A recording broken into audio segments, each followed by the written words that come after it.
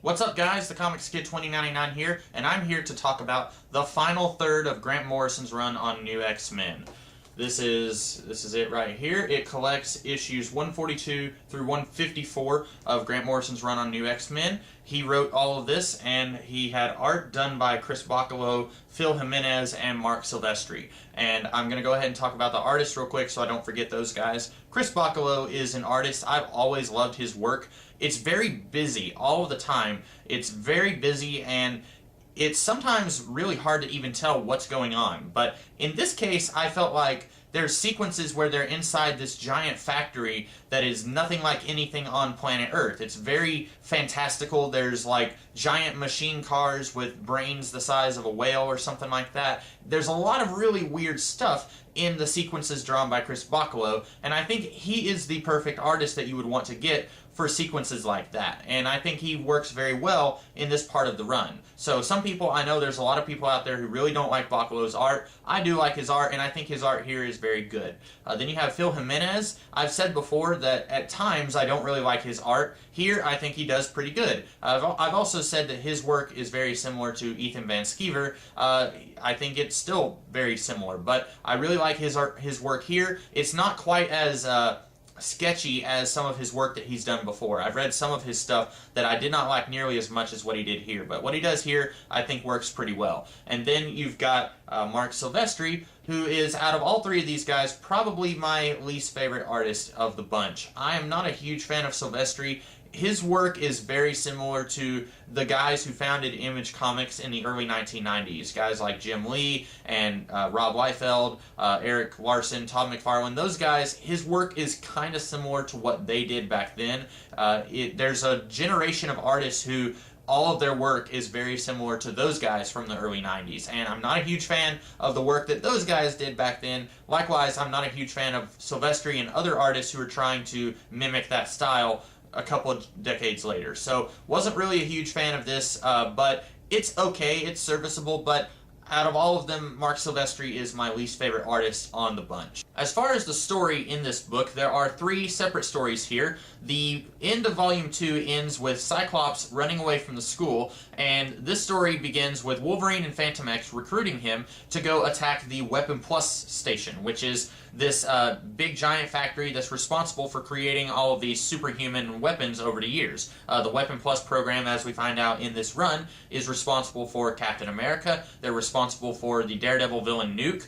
They're responsible for Wolverine, Phantom X, who's introduced in this run. They're responsible for a whole lot of stuff in the Marvel Universe, and these guys are going to attack the Weapon Plus program because they are planning on creating a whole bunch of mutant super weapons to destroy the mutant species, and so they need to put a stop to that. The second storyline is called Planet X, I think, and we find out there is a traitor at the mansion. A little bit of a spoiler here for a story that's about 10 years old, but we see that the traitor is Zorn. Magneto was actually Zorn the whole time. And I'm going to go ahead and tell you right now, I'm not going to spend a lot of time in this video talking about Zorn and whether that reveal makes any sense or not. I'm going to do that as its own separate video in a couple of weeks. I've got a lot to say about Zorn, and so I'm not going to talk about a whole lot of that right now in this video, but in a couple of weeks I will be doing a video talking about Zorn and just everything that I have to say. So we find out in the second story in this book that Zorn is actually a traitor. He has been at the school training his own little army to kind of subverse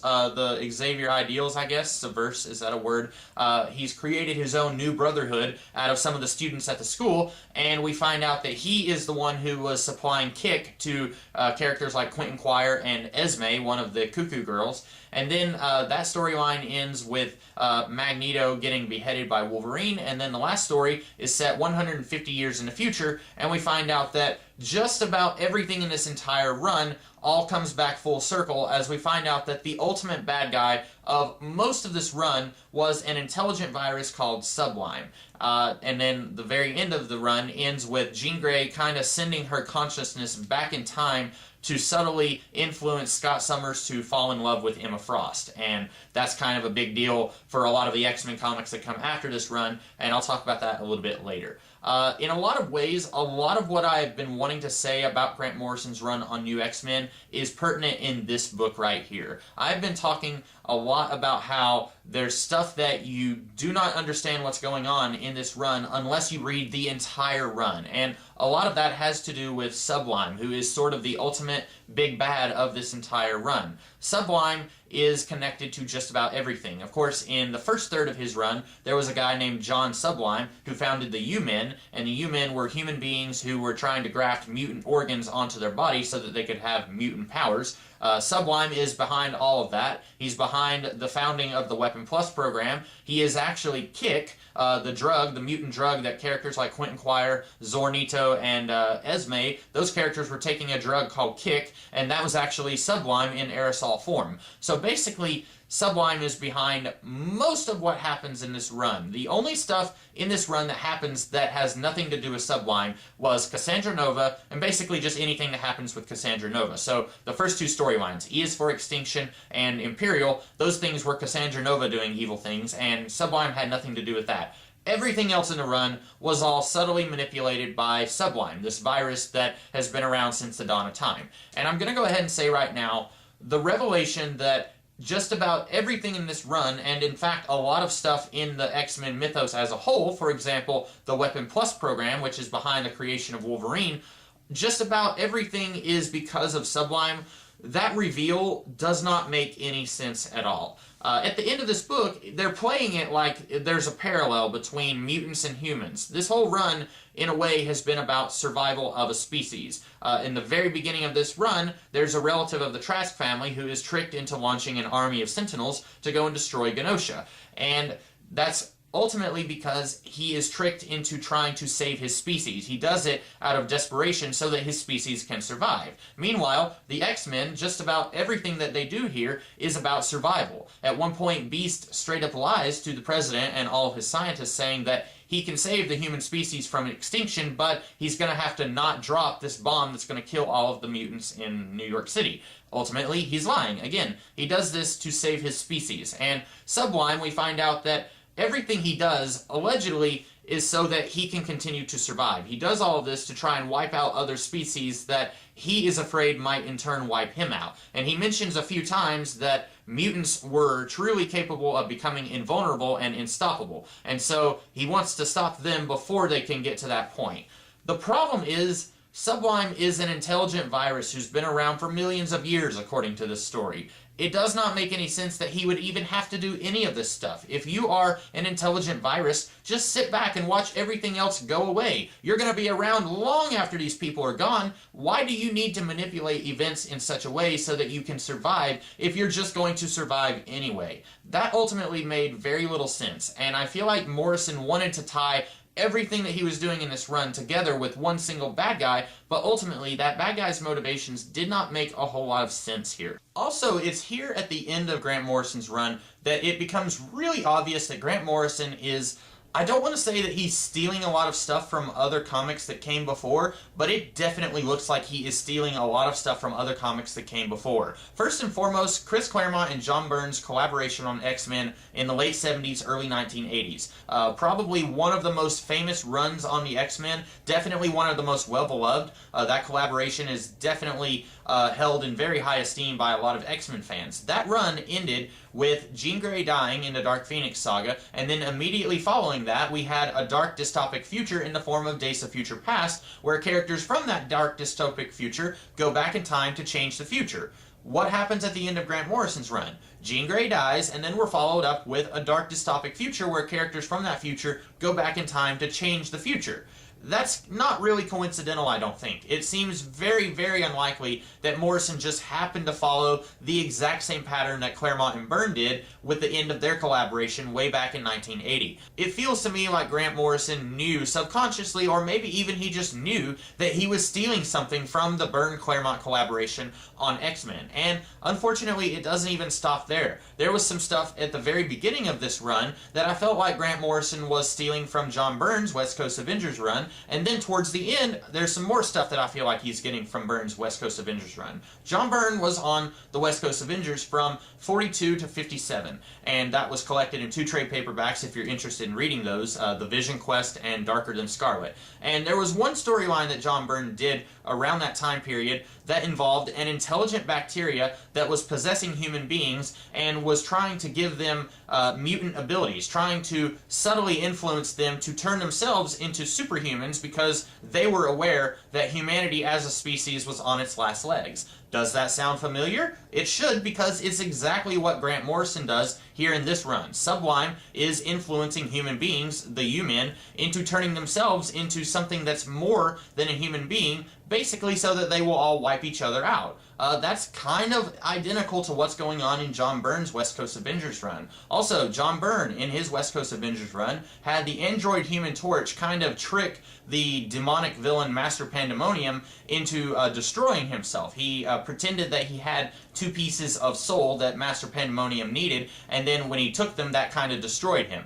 Something very similar happens at the very beginning of Grant Morrison's run, when Emma Frost tricks Cassandra Nova into putting her consciousness inside this alien shapeshifter body. It's an almost identical scene. If you go back and read the scene where the Human Torch tricks Master Pandemonium, it's very similar to the scene way back in Volume 1 of Grant Morrison's run where Emma Frost tricks Cassandra Nova into destroying herself, or kind of, not destroying herself, but definitely trapping herself inside this alien consciousness. I cannot look at all of this and say that it's coincidental. There's just way too much in this run that feels like Grant Morrison is stealing it from other stuff that John Byrne was part of, and I feel like it's not only not coincidental because of all the evidence here, but also Grant Morrison has straight up said that he is a huge fan of John Byrne in the past, and so I feel like he was just stealing stuff from John Byrne's work, and maybe he was trying to make it a little bit better. There have been other stories in other series in the past that try to take an earlier story that came before and take an element from it and try and rework it in a better way.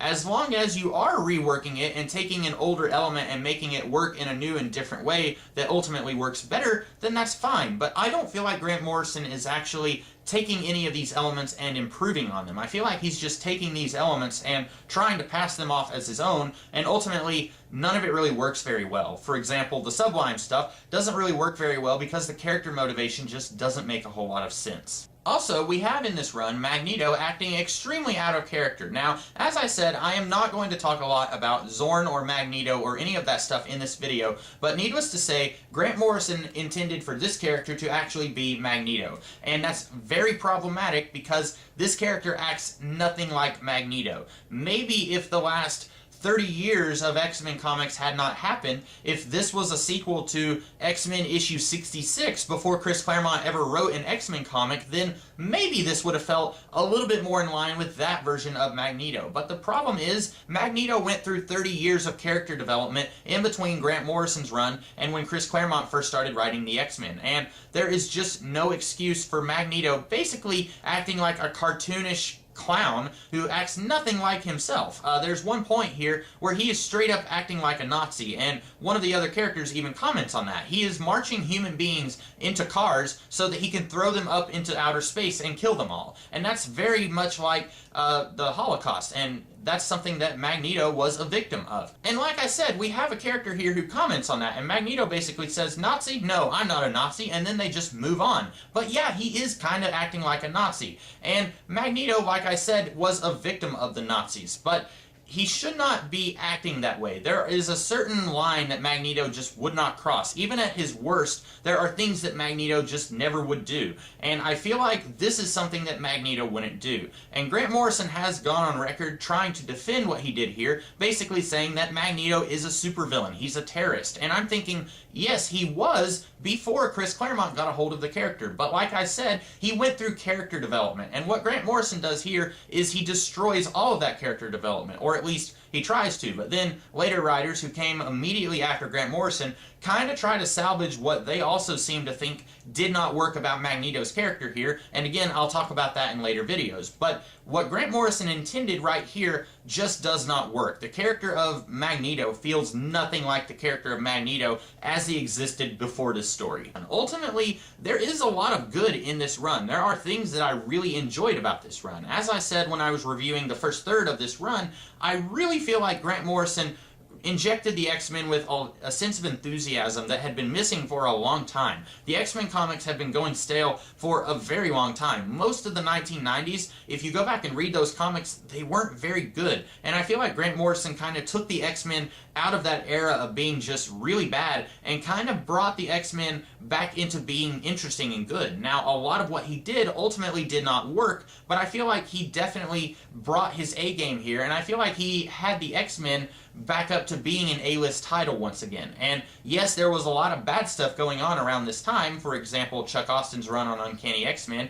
and Peter Milligan's run that followed this on Adjectiveless X-Men. But there was also some stories that weren't nearly that bad that I feel like they were a step above the 1990s, and they maybe weren't wonderful, but I feel like Grant Morrison is the one who kind of kick-started the X-Men into being interesting and exciting once again. And there are things, for example, the very end of this run, where Jean Grey consciously tries to manipulate Cyclops into falling in love with Emma Frost. I felt like that was an inspired choice. If you are going to have Cyclops fall in love with Emma Frost, you absolutely know that all of the people who want Cyclops to end up with Jean Grey are going to have a panic attack when they see that. So how do you have those people be okay with Cyclops being with Emma Frost? You have Jean Grey make that happen. I thought that was absolutely brilliant. And there are times in this run where Grant Morrison is brilliant. And then there are times when I feel like he's just being mediocre and he's stealing from stories from 30 years earlier that in some ways were even better than what he's doing now. Ultimately, his run, I'm going to say,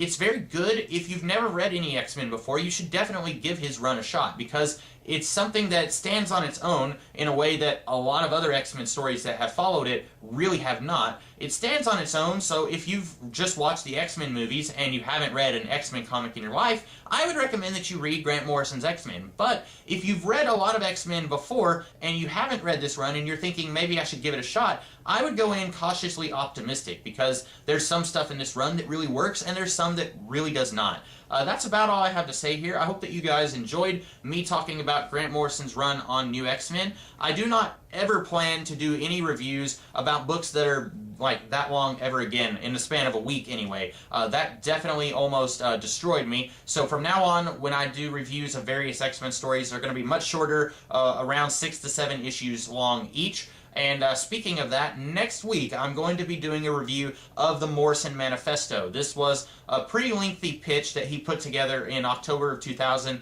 that kind of illustrated what he was wanting to do with X-Men, and I'm going to be talking about that because there's a lot of what he talked about there that he didn't do. Some of it I think it's good that he didn't do, and some of it I think it's maybe he should have done those things. But I'm going to be talking about the Morrison Manifesto next week, and then the week after that, I intend to do the video talking about Zorn and everything that Grant Morrison did and everything that came after Grant Morrison's run with the character of Zorn. So I'm going to be doing that for the next couple of weeks, and then after that, I'll get back to talking about X-Men books, different stories, stuff like that. So in the meantime, I will see you guys later this week with some other kinds of videos. So I will see you guys later. Have a great rest of the day.